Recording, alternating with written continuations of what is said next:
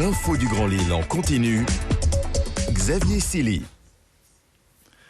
Bonjour à toutes et à tous. Les prévisions météo tout d'abord avec dans l'ensemble un ciel assez voilé en ce début de semaine. Et vous le voyez, ces pluies qui arrivent pour les jours à venir avec quelques éclaircies toutefois pour ce mardi. On y reviendra concernant la météo après le flash. Et puis dans cette édition, Jean-René Le Serre, le président du département, qui a convié la presse en ce lundi matin en amont de la traditionnelle séance plénière. L'objectif était de revenir sur 3 axes de travail que la majorité souhaite encore développer. D'une part, le handicap et l'autonomie des personnes en situation de handicap, mais également le soutien financier aux porteurs de projets innovants qui pourraient aujourd'hui et demain surtout aider les personnes en perte d'autonomie. Et puis ce point qui était très important pour Jean-René Le Serre aujourd'hui, c'était cette délibération visant à favoriser l'apprentissage de la natation aux collégiens éloignés des piscines. Cette délibération qui doit être soumise au vote.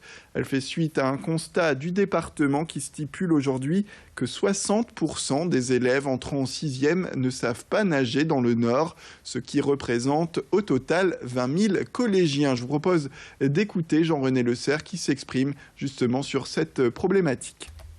Et de la même manière, nous estimons que les enfants des collèges ruraux doivent avoir les mêmes chances que les enfants des collèges urbains. Il n'y a pas de raison que parce que vous habitez à Trélon, parce que vous habitez à Saint-du-Nord, vous n'appreniez pas la natation.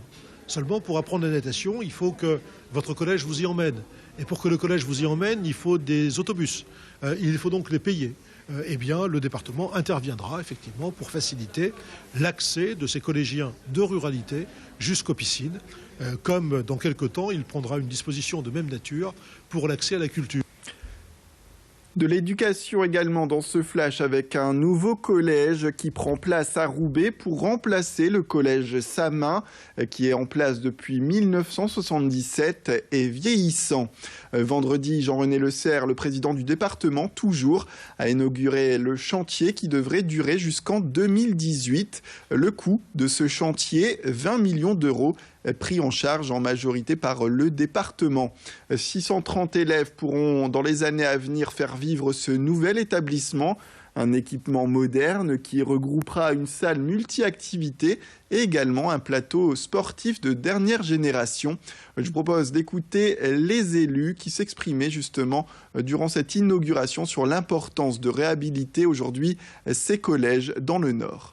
Nous avons 202 collèges publics actuellement. Nous avons un projet sur ce mandat-ci de reconstruire 5 collèges puisque nous n'avons pas les moyens financiers d'en faire davantage.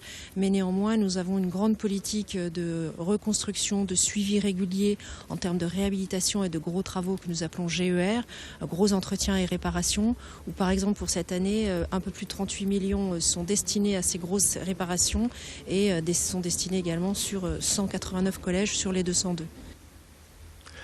Et l'actualité qui secoue la métropole lilloise ces derniers jours reste bien sûr le nouveau plan de circulation à Lille, des axes qui ont été remaniés depuis un mois et qui semblent créer des perturbations tant auprès des commerçants qui ont lancé une pétition qu'auprès des résidents qui, eux, se plaignent de voir leur temps de trajet jusqu'au travail doubler.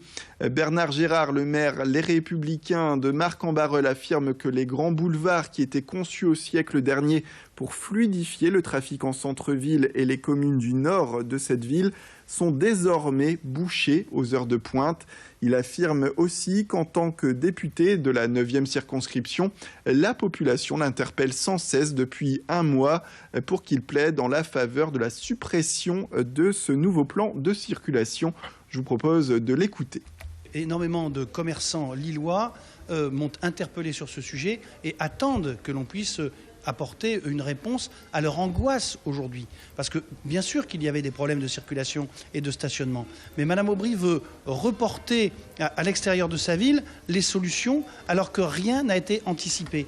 Il n'y a pas de parking silo, il n'y a pas de réflexion pour faire en sorte que l'on puisse vraiment circuler. Et donc, à un moment donné, il faut qu'elle arrête de prendre les gens pour des imbéciles. Son système ne marche pas, ne peut pas fonctionner. J'appelle à ce que Madame Aubry remettent en cause ce plan de circulation qui est une erreur. Et puis Jacques Richir, adjoint du Parti socialiste au maire de Lille en charge de la voirie, comprend aujourd'hui les inquiétudes. Il assure également que des ajustements sont réalisés depuis un mois, depuis la mise en place de ce nouveau plan de circulation. Il défend ce nouveau plan, bien sûr, et ce premier bilan qu'il juge bénéfique pour la vie des riverains. Je vous propose de l'écouter. Il était sur notre antenne en ce lundi matin. Ce qu'on constate surtout, c'est des éléments très encourageants. L'ADAB, l'association de droit au vélo, dont on sait le caractère militant, nous dit que la pratique du vélo à Lille est en train d'augmenter d'un seul coup de façon extrêmement importante, ça c'est très bon. Les piétons aussi sont de plus en plus nombreux dans certains secteurs de la ville et il faut que certains véhicules effectivement prennent d'autres habitudes, étalent parfois leur trajet. On se rend compte que par exemple, il n'était pas indispensable que tous les établissements scolaires du Lille aient tous la même heure de début des cours. On peut étaler un petit peu dans le temps. Voilà, je crois que c'est toutes ces mesures d'ajustement qui doivent amener des modifications de comportement. Toutes les études montrent, et on voit ce qui se passe d'ailleurs à Paris, qu'à partir d'un plan de déplacement comme celui-là, il y a derrière tout ça toute une série de mesures en cascade, à la fois collectives et individuelles, où les personnes adaptent un petit peu leur comportement à ce nouveau plan de déplacement. Et une grève massive organisée par les anesthésistes réanimateurs notamment s'organise en ce lundi. À Lille, 80% de grévistes dans le service réanimation et anesthésie sont comptabilisés, suivis par de nombreux autres pharmaciens et d'autres spécialistes qui les rejoignent. Tous souhaitent dénoncer leurs conditions de travail, notamment concernant les horaires. Certains anesthésistes affirment faire plus de 55 à 60 heures par semaine sans que ces heures ne soient réellement comptabilisées. Selon les spécialistes mobilisés aujourd'hui, les médecins doivent réaliser notamment 10 demi-journées par semaine. Chaque plage de 24 heures équivalent à 4 demi-journées. Si un médecin travaille 2 fois 24 heures dans la semaine, sa direction peut lui signifier qu'il lui reste toujours 2 demi-journées à effectuer. Un dépassement du coup, le temps de travail hebdomadaire autorisé qui est lui de 48 heures. Je vous propose d'écouter l'un des grévistes au micro de nous journalistes. Notre statut fait qu'on doit faire 10 demi-journées sur la semaine. Donc 5 fois 2 normalement. Le problème, c'est qu'à partir du moment où on fait des gardes, une garde, soit 24 heures de travail, ne compte que 4 demi-journées. Donc si on fait... C'est la fin de cette édition. Merci à toutes et à tous de nous avoir suivis. Tout de suite, la météo et le trafic routier.